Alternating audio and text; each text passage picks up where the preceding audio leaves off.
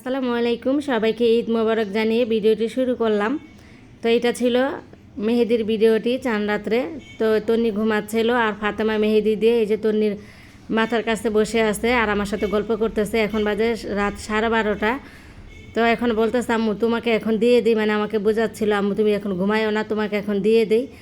পরে আমি বললাম 12:30 বেজে গেছে, মেহেদি দিতে দিতে একটা তো বাজবেই। তো সন্ধ্যার পর আবার আমি আবার কিছু কাজকর্ম করলাম, তাই তখন মানে দিতে পারিনি তখন। তো সন্ধ্যার পর থেকে আবার আমার মেয়েও কিন্তু এই যে ওর তন্নির বান্ধবীদেরকে মেহেদি দিয়ে দিছে। ওরা আবার থাকে আমাদের এই যে নিচে, মানে 4তলা থাকে। ওরা আসছিলো আমার মেয়ের কাছে আর কি মেহেদি দেওয়ার জন্য। তো আমার মেয়ে সুন্দর করে মেহেদি দিয়ে দিছে।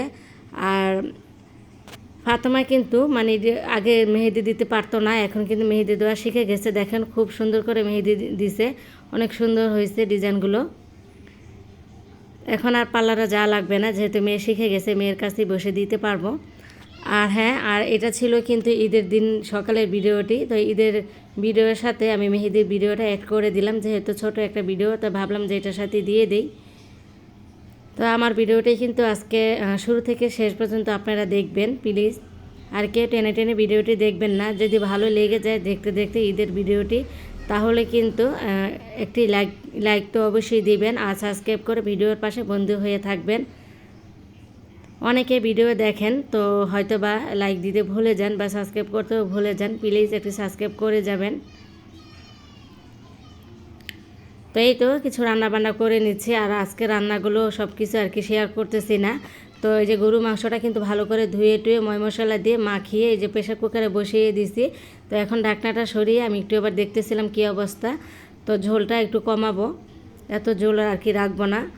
আর হচ্ছে পাশের চুলায় আমি চিকেনটা ভাজলাম। তো এখন আমি পেঁয়াজ ভাজতেছিলাম, আর এখানে আমি রোস্টের জন্য কিছু মানে মশলাগুলো রেডি করতেছি। এখানে আমি গুঁড়া দুধটা আমি আর কি একটু হালকা কুসুম পানিতে গুলিয়ে নিলাম, তারপরে এখানে টক দই দিছি। আর এখানে 2 রকমের বাদাম আছে, আমি পাটায় বেটে নিছি, তো বাদাম বাটা দিতেছি।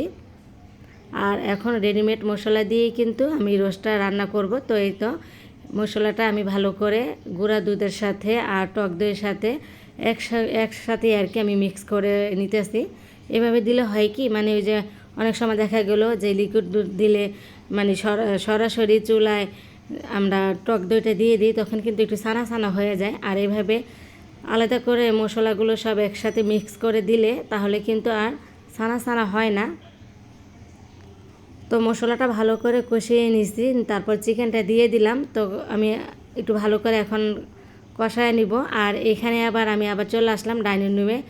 তো মেয়েরা রেডি হচ্ছিলো, তো এখন আবার আমার হাজব্যান্ড নামাজ পড়ে চলে আসলো। আর মেয়েদেরকে তার আগে আমি বলছিলাম যে তোমরা সেমাই খাও, তো মেয়েরা বলতেছিল আব্বু আসলে আব্বুর সাথে আমরা খাবো। তো এখন ওর আব্বু যেহেতু নামাজ পড়ে চলে আসছে, এখন সবাইকে আমি সেমাই আর পুটিন দিয়ে দিব, সবাই এখন খাবে। তো এখন এই তো আমি ডেজার্ট আইটেমগুলো ফ্রিজ থেকে নামিয়ে রেখেছিলাম কিছুক্ষণ। তো ঠান্ডা ঠান্ডা ভালোই লাগবে, আর ডেজার্ট আইটেম ঠান্ডা করে খেতে কিন্তু অনেক মজা লাগে। আর বিশেষ করে কিন্তু নবাবী সেমাই পুটিন এগুলো ভালো লাগে ঠান্ডা ঠান্ডা। তো এখন এই যে আমার হাজব্যান্ড আর কি নামাজ পড়ে আসলো, তো মেয়েদেরকে নিয়ে এখন খাবে। আর আমার মেয়েগুলো এখন রেডি হয়ে নিছে, নতুন ড্রেস পরে নিছে, তারপর সাজুগাজু করছে। আর ওর বাবাকে সালাম করলো, ওর বাবা সালামি টাকা দিল, 2 মেয়েকে 1000 টাকা দিছে। আর একটি কথা বলতে তো ভুলেই গেছে, আমার হাজব্যান্ড কিন্তু নামাজ পড়ে এসে এখন সেমাই খাচ্ছিল, আর পাঞ্জাবিটা কিন্তু খুলছে, কারণ ওর গরম লাগতেছে। তো বলতেছে আমার অনেক গরম লাগতেছে, আমি পাঞ্জাবিটা খুলে একটু বসি। আর এই কথা বলার কারণ হয়তো বা আপনারা অনেকে বলবেন যে পাঞ্জাবিটা খুলে বসছে, তো কেউ কিছু মনে করবেন না, তাই বললাম। আর ঝরঝরা সেমাইও রান্না করছি, বলছি এগুলো খাও, পরে ঝরঝরা সেমাইটা দিচ্ছি, জর্দা সেমাইটা। তো এই যে মেয়ে খাওয়া দিচ্ছে বাবাকে, আবার মেয়ের বাবা মেয়েকে খাওয়া দিচ্ছে। বাবার মেয়ের ভালোবাসা খুব সুন্দর। আর এই যে আমি যে সারাদিন কাজকর্ম করলাম, রান্নাবান্না করলাম, মেয়েরা কিন্তু আমাকে খাওয়া দিচ্ছে না, ওর বাবাকেই খাওয়া দিচ্ছে। আর এখন মানে বাবারাই কিন্তু মেয়েদেরকে ভালোবাসে, আর মেয়েরাও কিন্তু বাবার ভক্ত, বাবাদেরকে ভালোবাসে। তো আপনারা সবাই দোয়া করবেন এইভাবে যেন বাবা মেয়ের ভালোবাসা সারা জীবন থাকে। তো যাই হোক, এখন আবার আমিও রান্নাঘরে চলে আসলাম। এখন রান্নাটা বসিয়ে তো দিছি, তো দেখলাম যে কী অবস্থা। তো আমার কিন্তু রান্নাবান্না প্রায় কাছাকাছি আর কি শেষ পর্যায়ে। তো এই তো রান্নাবান্না কিন্তু শেষ হলো। এখানে আমি সাদা ভাত রান্না করলাম, একটু অল্প করে পোলাওটা রান্না করছি, আর গরুর মাংসটা আর হচ্ছে রোস্ট। তো সবাইকে আর কি খাবার দাবার দিলাম, সবাই খাওয়া দাওয়া শেষ করলো। আর এখন এই যে তন্নির বান্ধবীরা আসছিলো, ফাতেমার বান্ধবীরা আসছে। তো সবাইকে খাওয়া দাওয়া শেষ করে আমি আবার এখন আমি খাবো, তো আমার জন্য আর কি নিতেছিলাম। আর তন্নির ফাতেমার বান্ধবীরা সবাই রুমের ভিতরে বসে গল্প করতেছিল, খুব মজা করতেছে, ওরা অনেক আনন্দ করতেছে ঘরে বসে। তো ওদেরকে আর কি আমি ভিডিও করিনি, কারণ সবাই তো ভিডিওর সামনে আসতে চায় না, অনেকে আসতে ভিডিওর সামনে আসতে চায় না, মানে খুব লজ্জা পায়। এর জন্য ফাতেমার বান্ধবীদেরকে আমি আর কি ভিডিওটা করিনি। তো যাই হোক, এখন আমি খেয়ে নিচ্ছি। তো আমি খেতে খেতে বিদায় নিব।